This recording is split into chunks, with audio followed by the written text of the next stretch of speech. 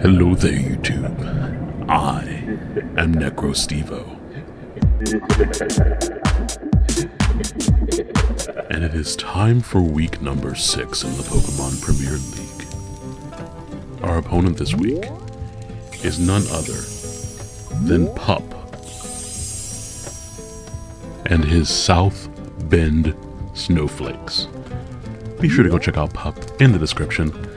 Some very creative team building going on over there, and definitely a very seasoned battler. I believe this is our first time facing off against Pup, and of course we are excited to show yet another opponent just what the shadows can do.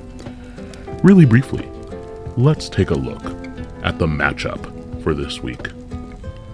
The South Bend Snowflakes have access to Terra Iron Treads, Cinderace, Terra Komodo, Alomomola, Thundurus Therian Form, Zarude, Azelf, Sylveon, Klefki, Regidrago, Basculin, and Swalot.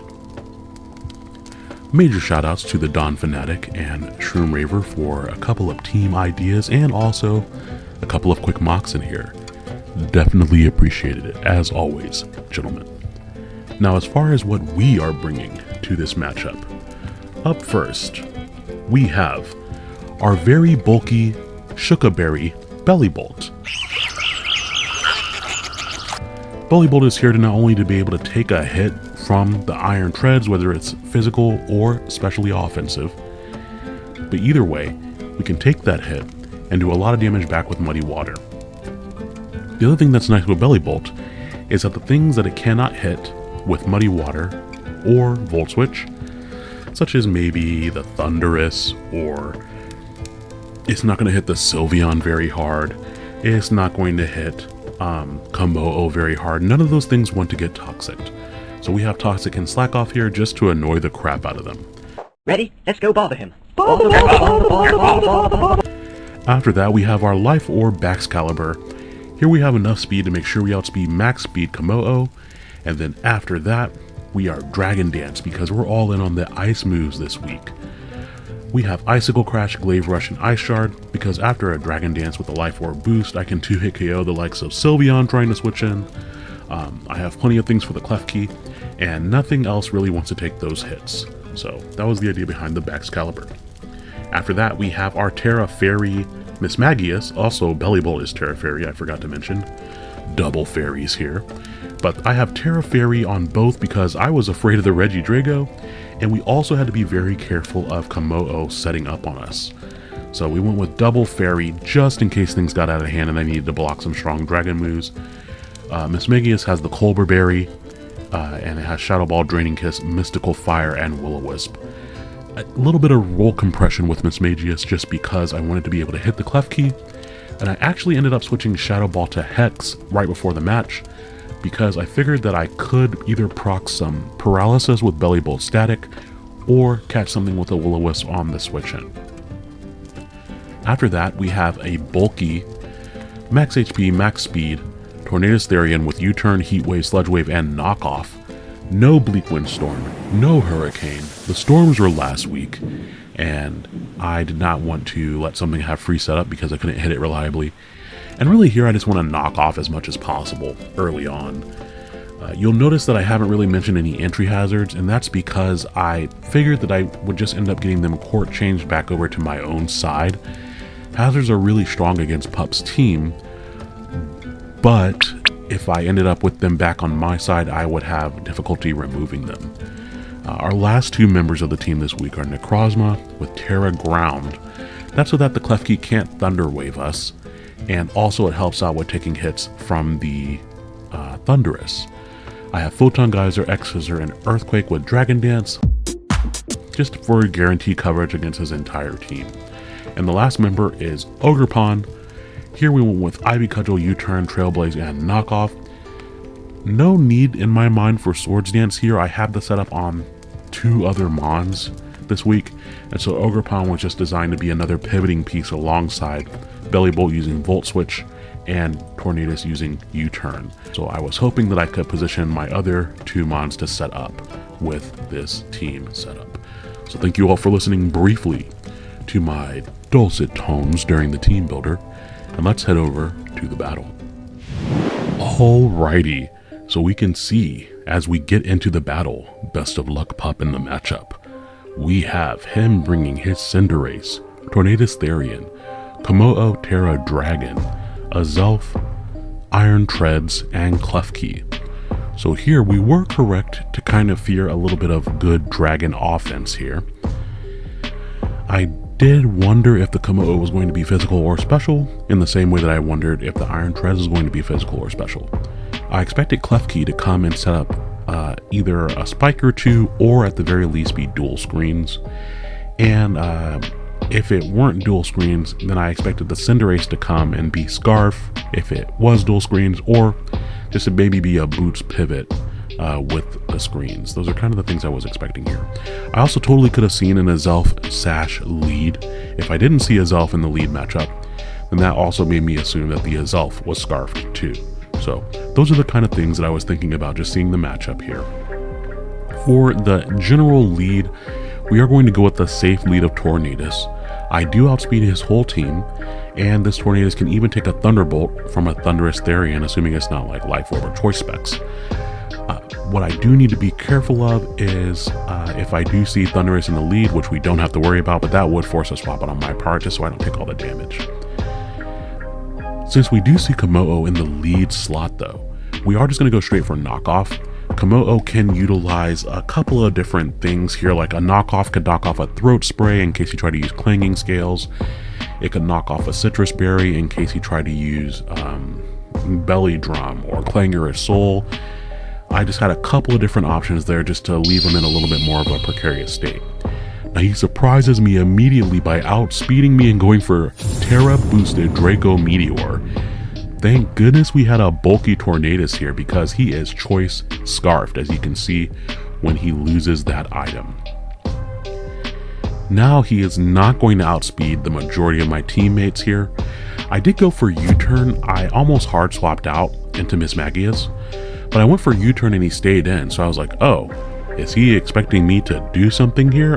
Because Mismagius is a very obvious swap in. Even Belliable can come in and take anything at -2. But expecting something weird, I went out to Baxcalibur knowing that I could take any special move at -2. He just goes for Draco Meteor again. And he critical hits me and he kills my Baxcalibur. So that was really stupid. I should have just gone into I had basically any of the other swap-ins on my team would have been better than going into Baxcalibur. But I really got into my own head and thinking that it was just way too obvious to go out to something else. Now granted, without the crit, he wouldn't have even KO'd Baxcalibur. But why even risk it? I really don't know why I did that the way I did it at the time. Now, at this point though, he's at -4 special attack, and that means we get to set up with something. So I do go out to Necrozma here, hoping to go for the Dragon Dance. He goes out to the Azelf, and I was like, is he a Trick Scarf set, or what's going on with Azelf here? He also just might go for the offensive move. Now, because Azelf gets so many different coverage moves and so many different things, I elect to Terra Ground here, and I also elect to just go for another Dragon Dance.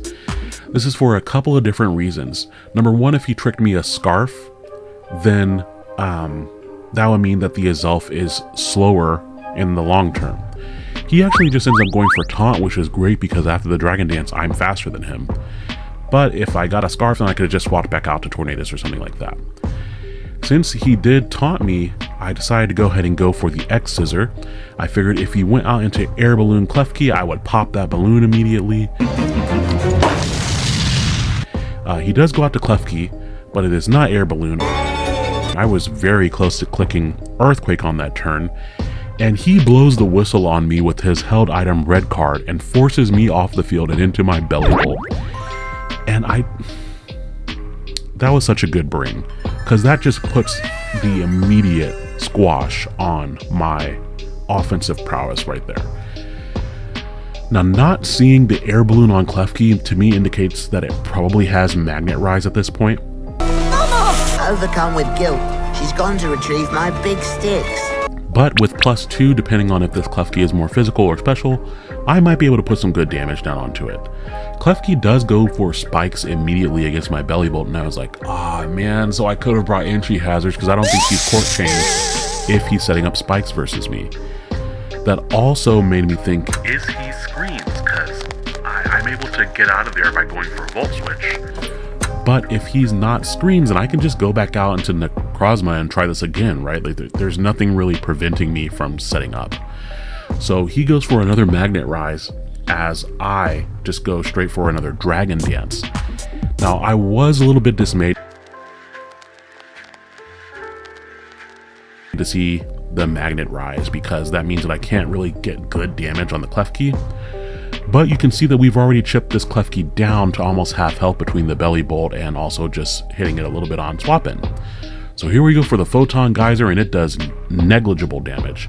And he goes for foul play, and it actually does a decent chunk. I think he did more to me than I did to him. So I was looking at my team and going, okay, who am I going to swap into this foul play here? And the answer is Belly Bolt. Belly Bolt does not have that much attack, and there's a chance that he'll get paralyzed, and that'll make my Mismagius do more damage later on with Hex. So I bring in Belly Bolt.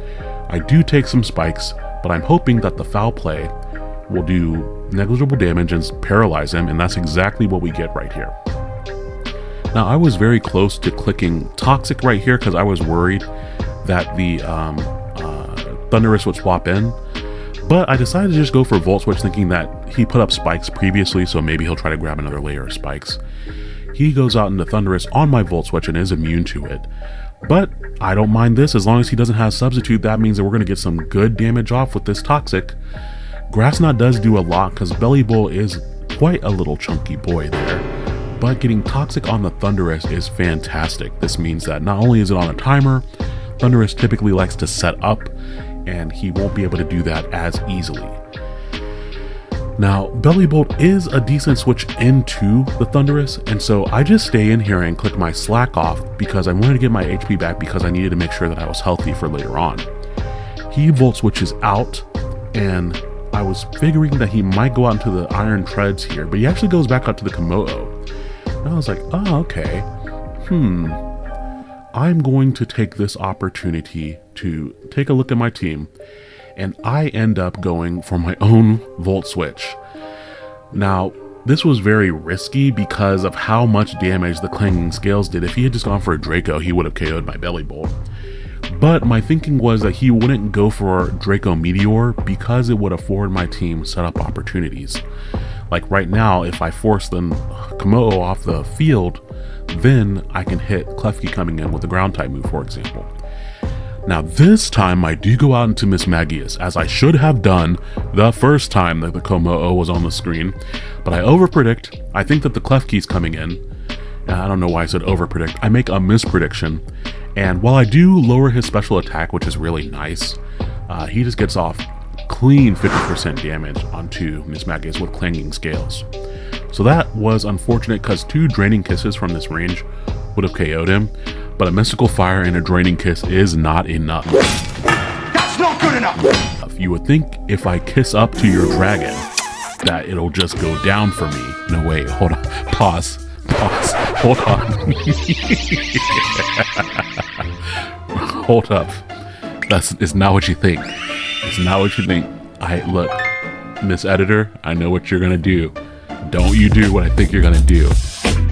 Get off my cookie!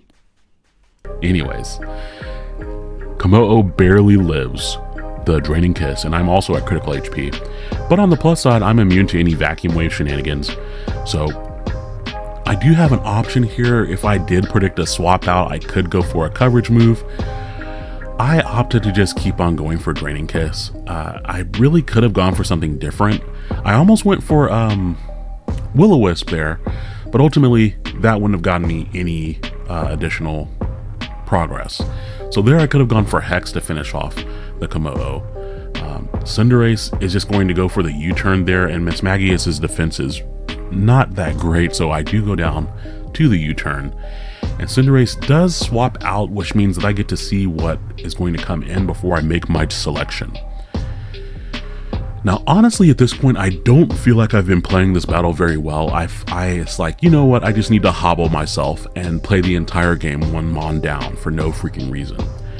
I decide that since the Thunderous is in, I'm going to go out to the Ogre Pond, because when I'm looking at calcs, Thunderous needs a little bit of bulk to be able to live. And based off of how much damage Thunderous has done with Thunderbolt and also with the Grass Knot, I was not expecting it to have bulk, so I thought I could just easily KO it here. Really, the good play would have been to go for the Trailblaze here, because I lived anything that the Thunderous went for, and I could have gone for Trailblaze and then gone for the Ivy Cudgel. That would have accomplished a couple of things. Number one, the Thunderous would have died either way. But then, whatever he went out to, I would have been faster than, unless it was a Scarf Cinderace or a Scarf Azelf. Those things would have still outsped me.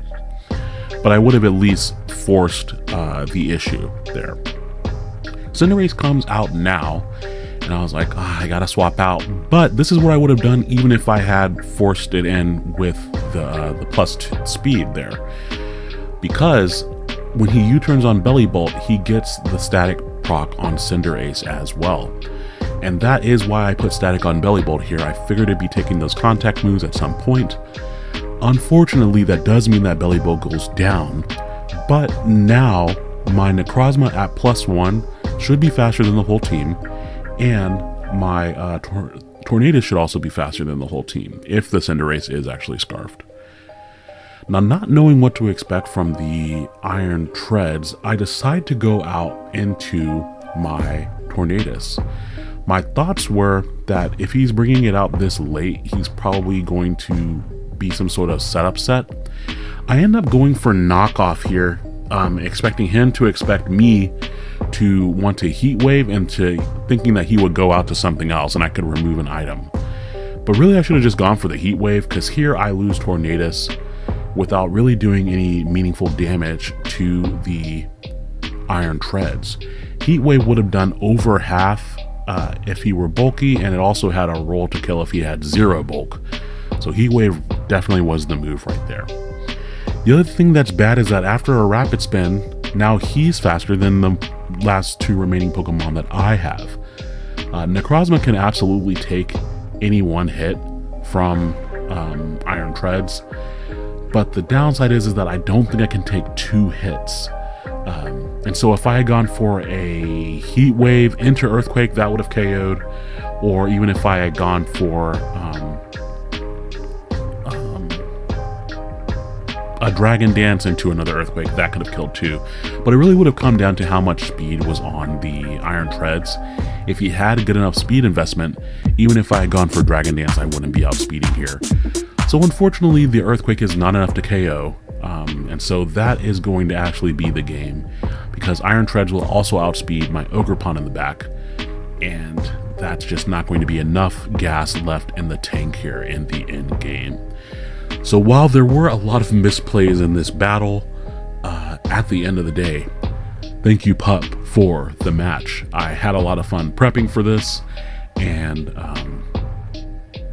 it's just always cool to face a new opponent.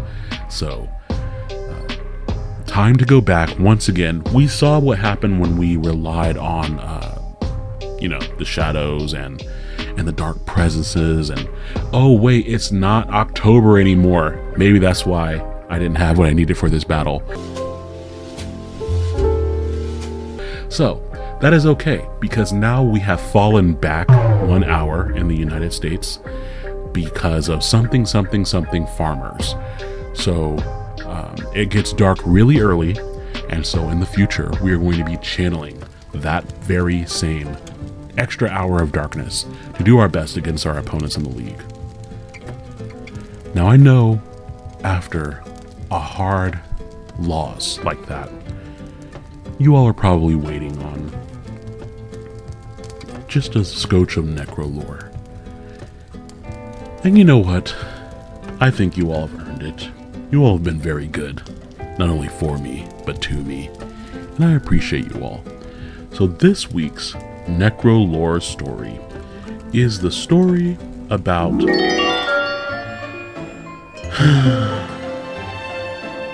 biting off more than you can chew.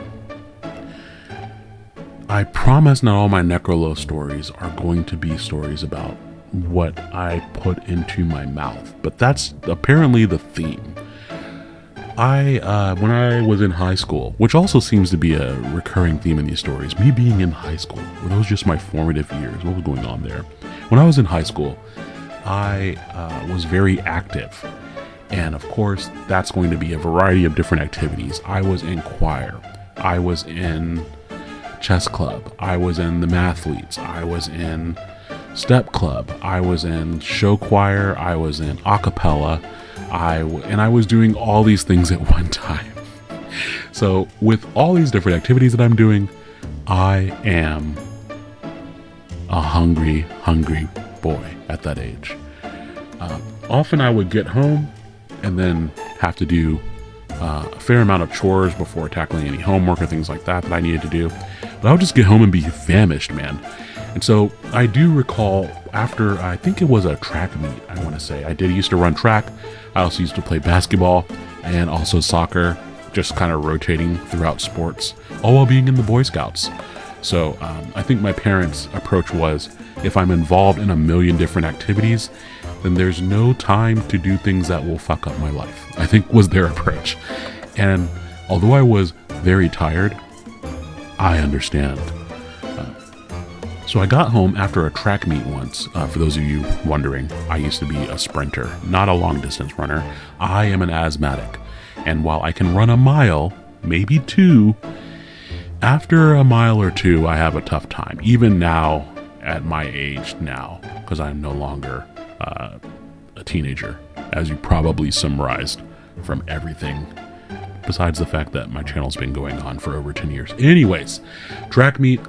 I did the 200 yard dash, I guess is the way to call it. Came in second, whatever. Got home, hungry as hell, making myself a super sandwich. Now, when I was in high school, I would make myself different tiers of sandwiches. We would just have a regular sandwich, 2 pieces of bread, basic toppings, normally meat, cheese, veg, whatever vegetable is available. As long as I don't use up the last of the bread or the last of the meat or the last of anything, always leave something. So we also had the super sandwich, which would be 3 slices of bread and enhanced toppings. I might toast the bread and then add a little bit of like balsamic or like oil on it and seasonings. And then we had the super duper sandwich. This is the sandwich where I would use 5 slices of bread, the best meat, extra cheese, spinach, lettuce.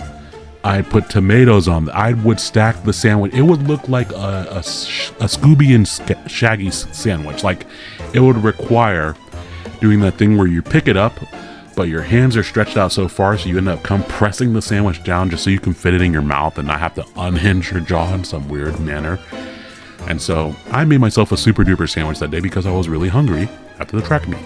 Naturally, as I'm making the sandwich in the kitchen, my mom is actually in the recliner in the living room and she's taking a nap. Now I make my sandwich.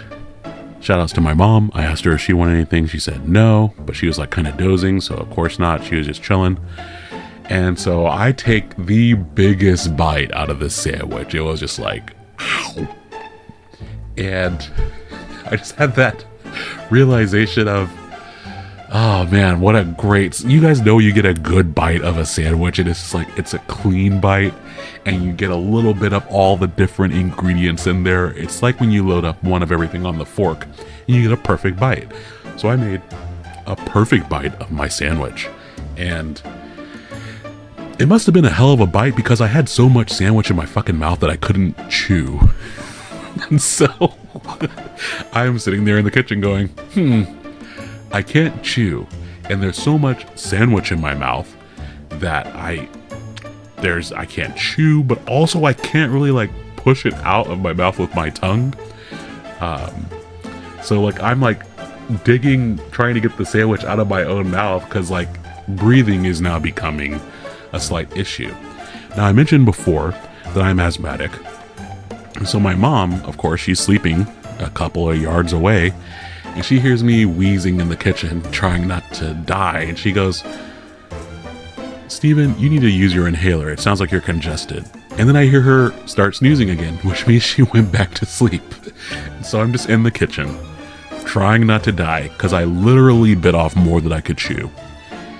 And because of my nasal congestion, I really can't breathe through my nose and I can't breathe through my mouth.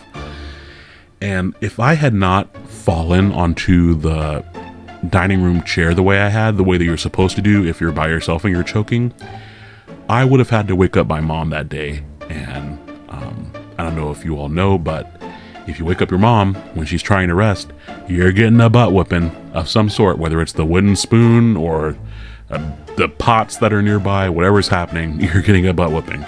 So I didn't want that, but I also didn't want to die the way that, you know, we do now in the current environment of the world. So I fall on the chair, which ejects the perfect bite from my mouth, and I take a sweet gasp of air. And that was the story of learning not to take quite so big of a bite out of a super duper sandwich. Now, I still make those types of sandwiches to this day, but I do not take that crazy of a bite afterwards. And that is a lesson in moderation. I don't know what that had to do with today's battle, but I do hope that you enjoyed the story. If you are still here at the end of the NecroLore for this week, let's see you guys build your own sandwiches in the comments with emojis. Also, what would you put on your super duper sandwich? I would like to know. There are only a couple weeks left in the Pokemon Premier League. I would love to at least have an even record, which is still possible. I believe I'm at 2 and 4. So yeah, if I win my last 2 battles, I think I can end on an even record, and we can do it. So that'll be the goal, and we will check it out here in the future. Thank you all for being here. Have a fantastic evening. Enjoy the extra hour of darkness that you get if you live here in the States and follow daylight savings time ending. We're not going to get too much into the semantics of that, but enjoy it. And I'll catch you next time. Good night.